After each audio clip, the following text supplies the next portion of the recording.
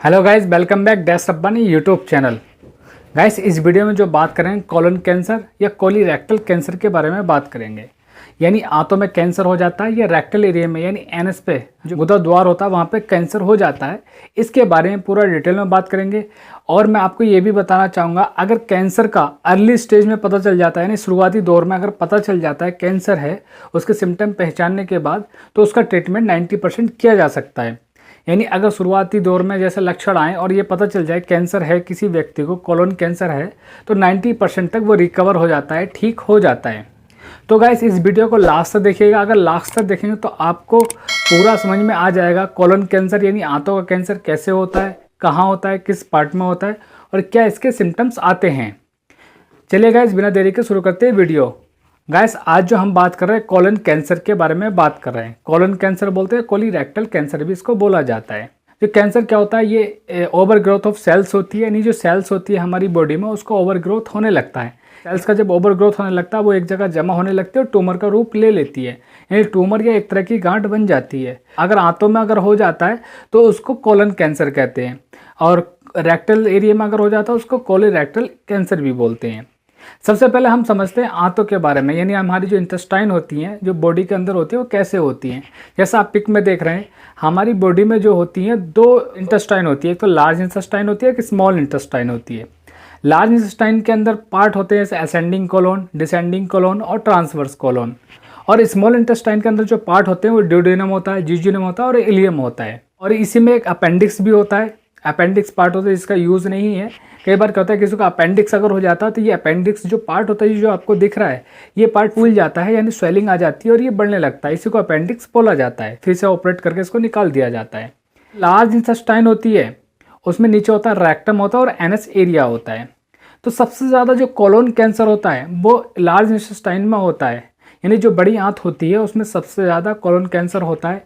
इसमें एक particular part पे यानी ओवर ग्रोथ ऑफ सेल्स होने लगेगी, वहाँ पे गांठ बनने लगेगी, ट्यूमर बनने लगेगा।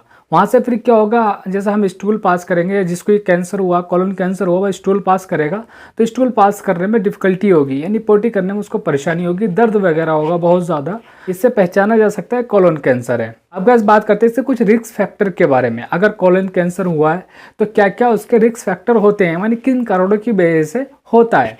अगर ये कारण अगर होते हैं तो उनको कोलन कैंसर होने के चांसेस ज़्यादा होते हैं, यानी आंतों में कैंसर होने के चांसेस ज़्यादा होते हैं। जैसे कि 50 साल से ऊपर एज होती है तो उसको कोलन कैंसर होने के चांसेस बहुत ज़्यादा हो जाते हैं। अगर किसी को हिस्ट्री होती है इन्फ्लेमेटरी बाउल डिजीज़, यानी आंतों में सूजन वगैरह रहती है, कोरन डिजीज़ रहता है किसी को, या अल्सरेटिव कोलाइटिस रहता है, यानी आंतों में इन्फेक्शन रहता है, अल्सर्स वगैरह रहते हैं, तो उनको चांसेस होते हैं ज़्यादातर कोलन कैंसर होने के।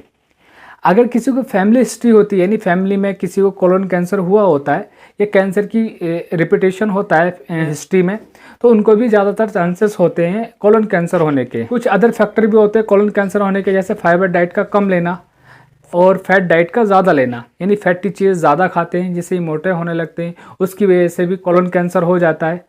फ्रूट्स वगैरह कम खाते हैं तो उसकी वजह से भी हो जाता है। वेजिटेबल सब्ज़ी वगैरह बहुत कम खाते हैं, उसकी वजह से भी कोलन कैंसर हो जाता है। रेगुलर एक्सरसाइज नहीं करते हैं, रेगुलर एक्सरसाइज नहीं करेंगे तब भी बॉडी में अलग अलग तरह की दिक्कत होने लगती है। शराब बहुत ज़्यादा पीते तो उनको भी चांसेस होते हैं कोलन कैंसर होने के।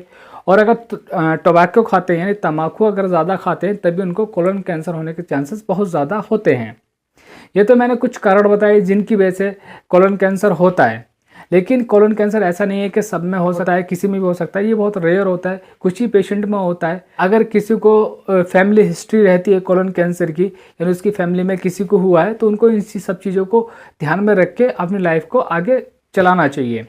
अब इसके साइन और सिम्टम बताते हैं। अगर किसी को कोलन कैंसर हो तो कैसे पहचान सकते हैं कि आंतों में कैंसर है या नहीं, ये इसको कोलीरेक्टल कैंसर तो नहीं है। सबसे पहला सिम्टम्स जो आता है वो आता है जैसे जो वॉल मूवमेंट होता है उसमें चेंजेस आने लगते हैं, यानी आंतों में जो उनका संकुचन प्रकुचन की प्रक्रिया होती है, यानी कॉन्ट्रैक्शन रिलैक्सेशन जो होता है, या स्टूल पास करने की, पोटी पास करने की जो कैपेसिटी होती है वो कम होने लगती है। बॉल में अगर चेंजेस आते हैं तो इसका मतलब उनको कोलन कैंसर के चांसेस बढ़ रहे हैं। अगर कॉन्स्टिपेशन रहता है, पेट में ऐंठन ज़्यादा रहती है, बार बार दस्त लगते रहते हैं, डायरिया होता रहता है, तब भी कोलन कैंसर होने के चांसेस होते हैं। लार्ज इंटेस्टाइन जो होती है, स्मॉल इंटेस्टाइन होती है, वो जो नैरो होने लगती है यानी पतली होने लगती है, यानी जो स्टूल होता है, जो पोटी पास होने की जगह होती है वो कम होने लगती है।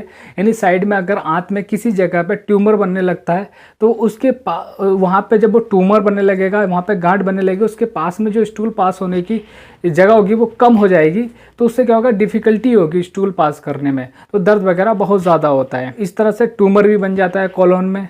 अगर स्टूल पास करते समय या तो स्टूल रेड आता है, ब्राइट रेड आता है, या फिर काला आता है, ब्लैक आता है, या डार्क ब्राउन आता है, तब भी चांसेस होते हैं कोलन कैंसर होने के। ये भी कुछ सिम्टम्स होते हैं। अगर स्टूल में खून आता है, अगर टॉयलेट करते समय टॉयलेट में बहुत ज़्यादा खून आता है, तो आप जाकर तुरंत अपने डॉक्टर से मिलें, अल्ट्रासाउंड कराएं, सीटी स्कैन कराएं, जिससे कि उसमें पता चल जाएगा कि गांठ है, किस तरह की गांठ है। अगर उसमें गांठ लगेगी, डॉक्टर को लगेगा कि इसमें कैंसर होने के चांसेस है, कार्सिनोमा है, इसमें किसी भी तरह का अगर उसको शक होगा, तो वो आपको जो कैंसर की जाँचें होती है वो आपको एडवाइस कर देगा। बाकी इसके सिम्टम्स आते हैं, वेट लॉस होने लगता है बहुत ज़्यादा, वॉमिटिंग जो है बहुत ज़्यादा आने लगती हैं।